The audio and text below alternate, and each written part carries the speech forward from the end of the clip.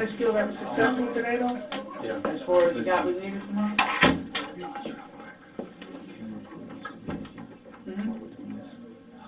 Want to say that you said no? Okay.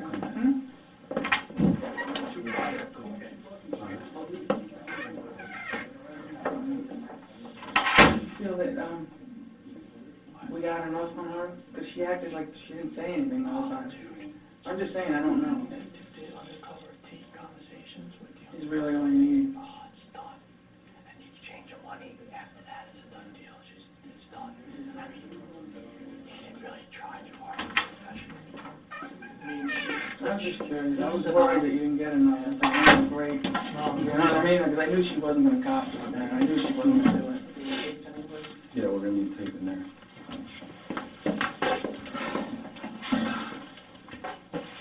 So you don't need that then, right? No, not really. I'm going to have it just in case. Yeah. Case number. I got it. Yeah. Just answer our questions, simple. Okay.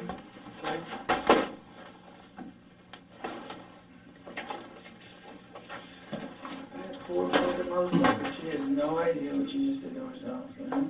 All right, today's date is going to be August the 5th, 2009. The time right now is 7:19 a.m. This is reference case number 09-38937. I'm Detective Marino, ID 696 with the Long Beach Police Department. Detective Anderson, ID 630. All right, also present in the room right now is Mr. Michael Dippolito. Can you go ahead and spell your last name? Dippolito. And your first name is Michael? Michael. Okay, and your date of birth? 12/18/1970. Okay. You already know why we're here. Yeah. Reference this whole incident that's happened, an investigation where your wife hired somebody to kill you. Yeah, before we get started, Mike, go ahead and raise your right hand. You swear and affirm that the statement you're about to give us is true, so help you God? Yes, I do. Okay. Okay. You've already experienced the whole situation, how your wife came in here. Yeah, go ahead. And explain to us. Take us back to how you met her. We'll start there. Yeah. Okay. And where'd you all meet and how long ago? I met my wife. First of all, what's her name? Dalia. Dalia Muhammad is her original maiden name. Okay. Now her name is Dalia Dippolito. We met, I believe, in October, and she's actually an escort. That's how I met her. She came to my office one day. You called her and solicited? I called her and solicited her to the office, and she came to the office. What year is this? This was 1 year behind this year, so that's 08. Yeah, because we're in 08 of October. And after that one time, we started dating, and she lived in California at the time, so she moved home and immediately moved in with me. And pretty much we were on a fast-track relationship, getting along great, everything's great, you know, and as soon as we moved out of Boca in January, and I purchased a home in Boynton, and I would say 2 weeks after we did that, I hired a lawyer to get off of probation. I started giving my wife money because she was going to provide me with the other half of the money for the probation. And just for the record, what were you on probation for? Just real quick. Organized fraud. Okay. Basically, we were trading commodities that didn't exist. All right, that's enough of that. And then I provided her with $100,000. She was supposed to provide me with $90,000. And my lawyer is telling me it's not here, it's not there. She was supposed to send a wire. The wire magically never showed up, and then the story was just unbelievable. And, you know, what do I do with that? And then I turned around and I was going to leave. And then she got honest that she messed my money up in some wire scheme where she was supposed to send it and make money on it. And so how long did you date before you actually got married? We dated from October to January. Okay. So however long that would be exactly, 2-3 months. Right. Months. So that's pretty quick. So you get married, and then how long after you get married do you start, or do you ever feel that something's not right with her? About a month and a half. Right away? The money starts disappearing. I had drugs planted on my truck. The officers came out to search my truck. I'm not a drug dealer, I never was. Where did that happen at? The Ritz-Carlton in Manalapan. I came out one day and we were leaving in the morning, and an officer approached me, "Is this your truck?" I said, "Yes, it is," and I didn't know what he wanted. He goes, "Can I search it?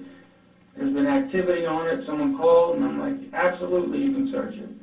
The officer searches the truck, there's nothing in the truck, he lets me leave. I figured someone called, but nobody knew we were there. It's an unexplainable thing. Were any drugs found? The next day I went to get gasoline in the truck, there was drugs in my gas cap. So luckily... You had no knowledge of that? No. I mean, thank God, you know, I let the officer search the truck, there's nothing in the truck. Thank God he didn't find them, because, you know, that would have been a disaster. Point being, though, it was unexplainable. Nobody knew we were there. Nobody knew we were there. So who do you suspect planted it? A hunch. A hunch was my wife, Okay. and I played it through my head 1,000 ways. I thought, could it be? I'm laughing. I even thought maybe it wasn't me put it there, you know, and didn't remember. But I don't, you know, the point is, nobody knew we were there. Nobody had access to my vehicle except my wife. What would her motivation be for doing that? You're on probation at the She, time. at that point, yes, and at that point, she already had stolen $100 and some thousand from me. And so now I'm out $100,000, and she got me involved in another scheme to where I lost another 90 or another 100,000 trying to, you know, I lost $240,000 with this girl. It's unexplainable money. Just stupid stories, one after the other.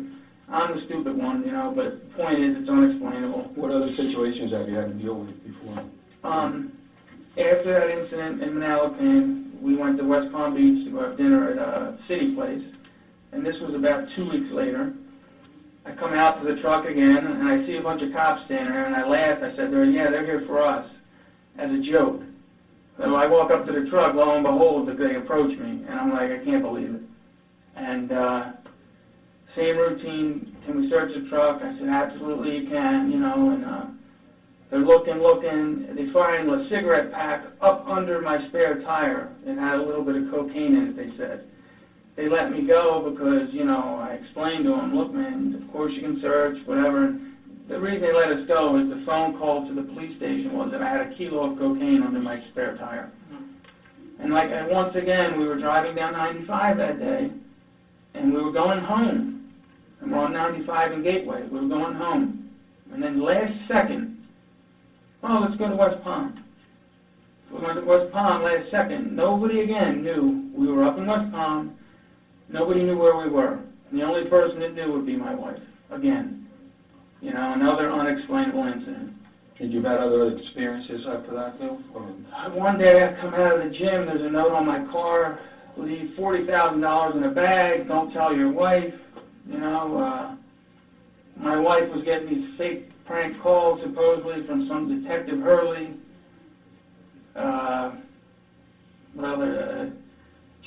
Yeah, a handful of unexplained incidents. You know. Was there ever, I mean, earlier when we had you in here, you were talking about drinking something and you thought it might have been poison. Did you say that? No, I was actually, my mother knows about all this, and she put her on it and says, because I take drug tests for probation. Okay. And my mom says, you better watch because you don't know if something's in there. Like, my mom accused her of putting something in my food. And I don't know about all that, but you understand, everybody around me knows about all this crazy shit, and they all know something was wrong. And I just... People have been saying stuff about it? Or? Everybody's been telling me about it. And I lost basically 2 of my best friends over this. They want nothing to do with me because they know some bullshit's going, something's wrong. My mother just doesn't say anything anymore.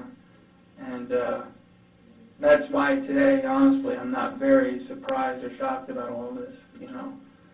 I mean, I guess fool me once, fool me twice, fool me 3 times. At this point, there's just nothing left to say. It's just ridiculous.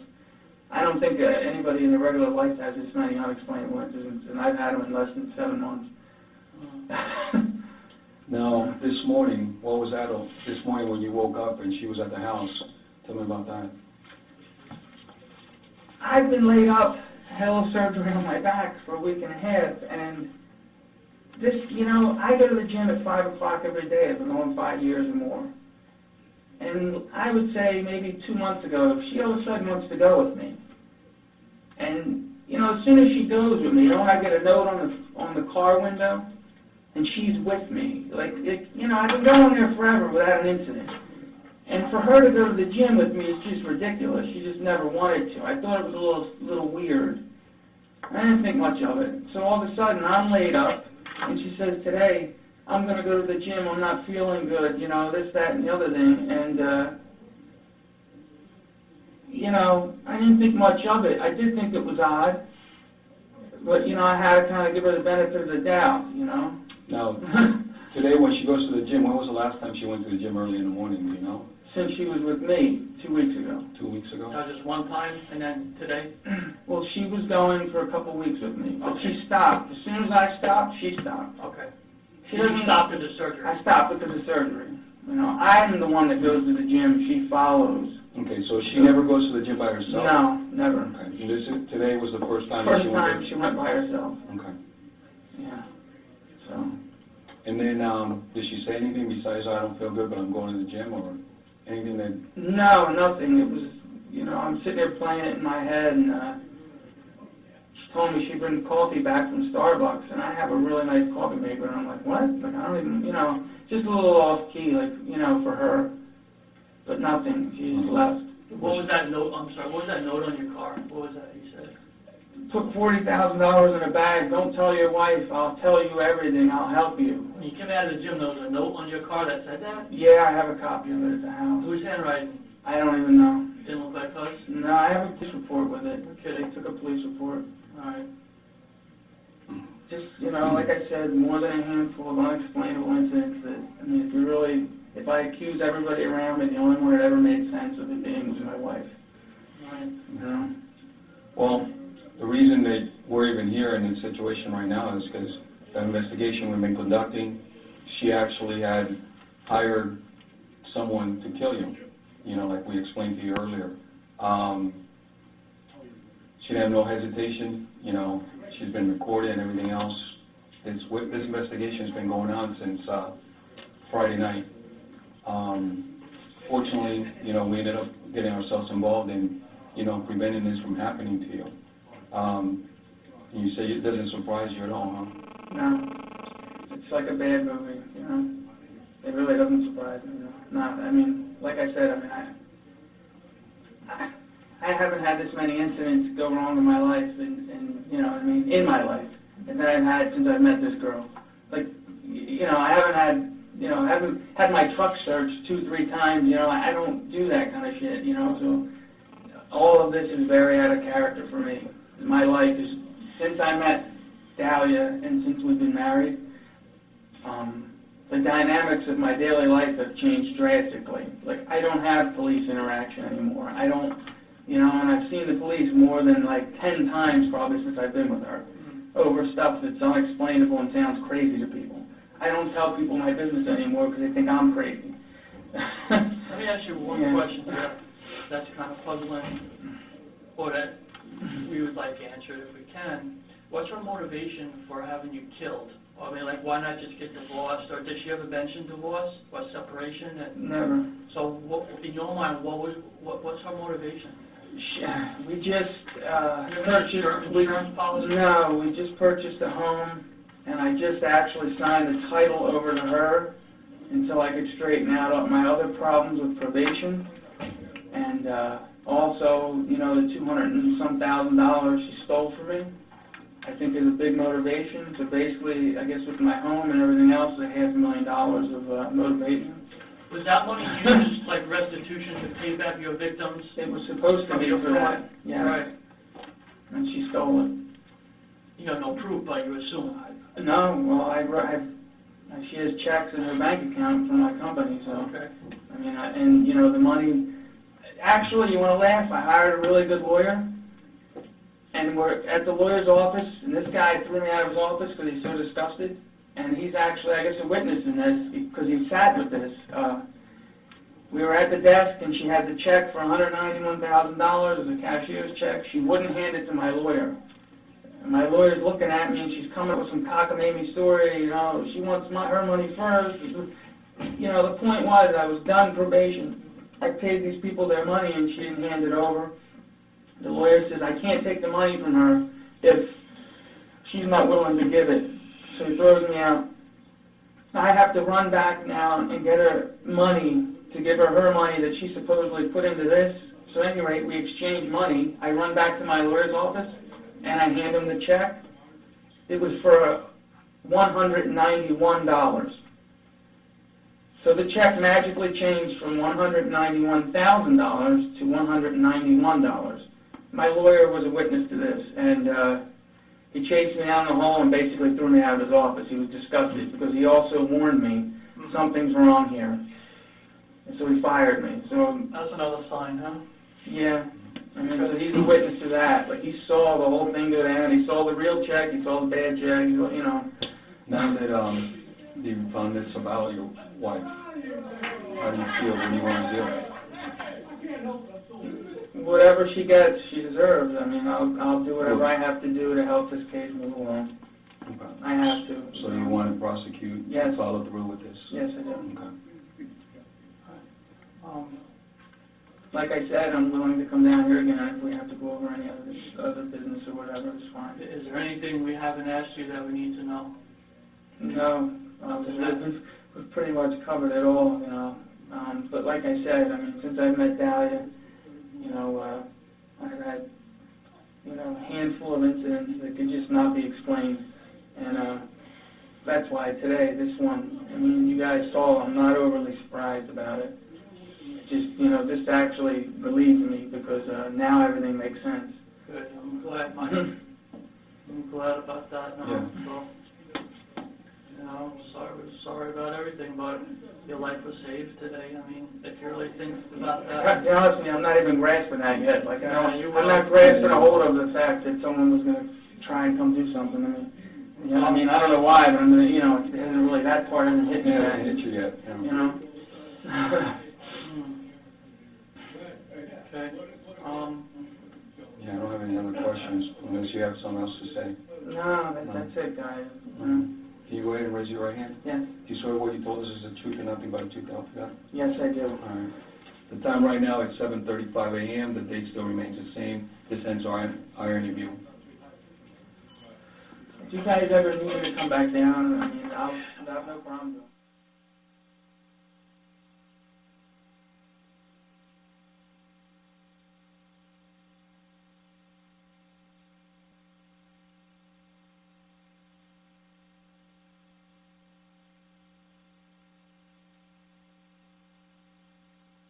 Because you know what's going to happen today. I don't mind. I just tell her, look, man, you know, I have no problem with her mom, man. Like, Yeah. But I don't know how, you know what I'm trying to say? Like, she'll hear wind of this by her phone call eventually. Let me tell you something. So I don't know how to... It's big news, and it's going to be all over the news. Every channel. I mean, that's... I try to hide around here. Like, now I'm going to... I mean, geez, I know, I hear you. You're right, yeah. Well, but yeah. So, I mean, that's, I mean, I'm just trying to say it. I can't hurt what we're doing here by contacting my mother. Where does Mom live? Literally 4 minutes. County? No, 4 minutes up the street. Palm Beach County, so Yeah. you tell her the truth. That's up to you. You tell whatever you You want. know, I just, you know, look, this is what happened. I'm not going to argue it with you. And she's won't. Her mom doesn't do that shit. Yeah. But You know? and this is just a suggestion, man. Maybe don't go. No. I mean, you know what? Yeah. It's gonna happen. It's gonna happen. You know, you're gonna have to talk to her. But like, this is a new beginning. You know, this is a girl that wasn't in your life less than a year ago, and you need. Guys, man, I tried to do so well and do all this shit right so I can really move on, get all paper and all this shit. I'm gonna stay on. And this broad just smashed me. Besides trying to kill me. I'm gonna stay on. You know what I mean? What's the best number to get a hold of you? 561-305-8572. That's my only number. I'll give you, just God forbid, I'll give you my mom's number. Okay. You've been reborn. 561-703-8333. That's my mother. Her name's Karen. All right. But they're the only, you know, me and my mom, that's all I have here, so, Okay. you know. But I'm always wrong, You're man. born again now. Huh? Born again Christian. I can't, I mean, I'm gonna laugh, you laugh, I really, the part of someone actually trying to kill me, it hasn't hit me yet. I know. You know what I Well, let mean? me get them keys for the car and then we'll, Thank you. You know what I'm saying, like, I.